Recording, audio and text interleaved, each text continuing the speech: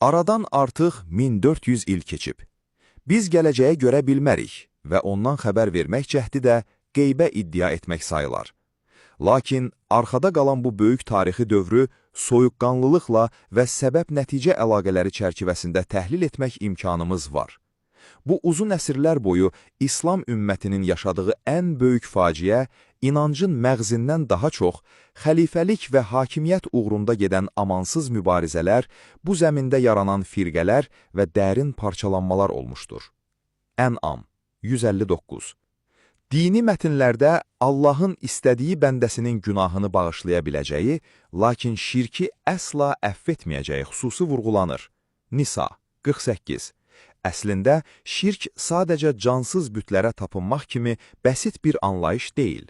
Şirk, Allaha şərik qoşaraq, o şəriklərin adından yeni, ilahi iradəyə zidd qayda-qanunlar uydurmaqdır. Cəmiyyəti içərdən parçalayan və fərqli cəbhələrə bölən də məhz bu qanunvericilik şirkidir.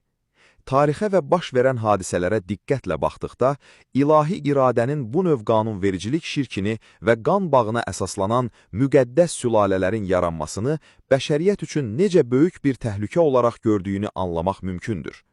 Biz bu ilahiləşdirmə meylini İsa Peyğəmbərin və İsrail oğullarının nümunəsində aydın görürük.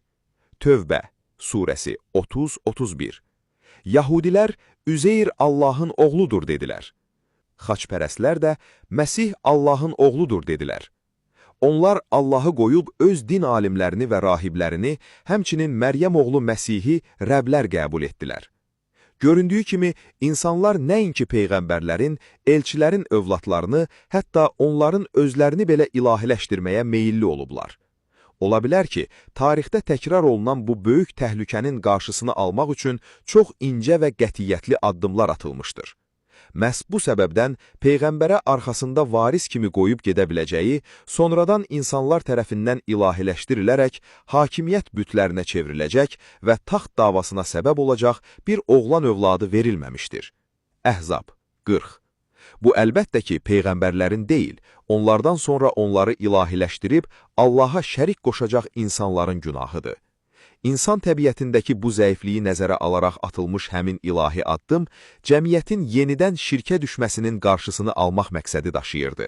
Çünki Allah keçmişimizi, bugünümüzü və gələcəyimizi ən yaxşı biləndir. Eyni məntiqlə yanaşdıqda, qan bağı olmayan övladlıq ənənəsinin köklərinin kəsilməsi də bu silsilənin bir parçasıdır.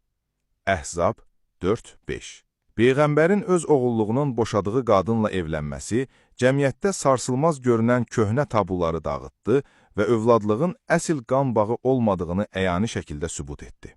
Əhzab 37. Bununla da gələcəkdə hər hansı bir övladlıq soyunun Peyğəmbər ailəsi adından hakimiyyət və müqəddəslik iddiasına düşməsi ehtimalı bir dəfəlik aradan qaldırıldı.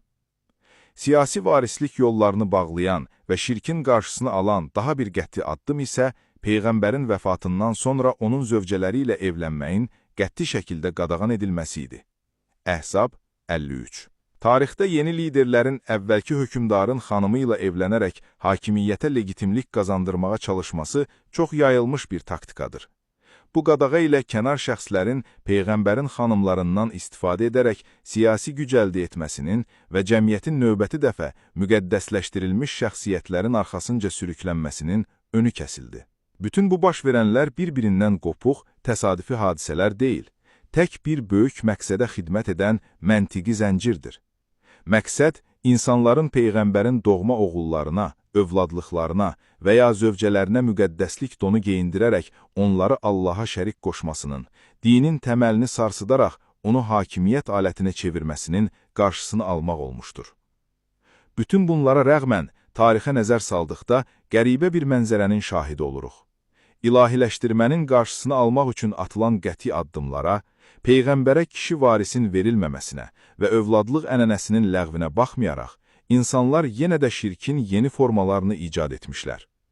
Bu tarixi gerçəklik, insanın daxilindəki məsuliyyətdən qaçış və öz əlləri ilə yeni bütlər yaratmaq ehtiyacı barədə bizi dərindən düşündürür.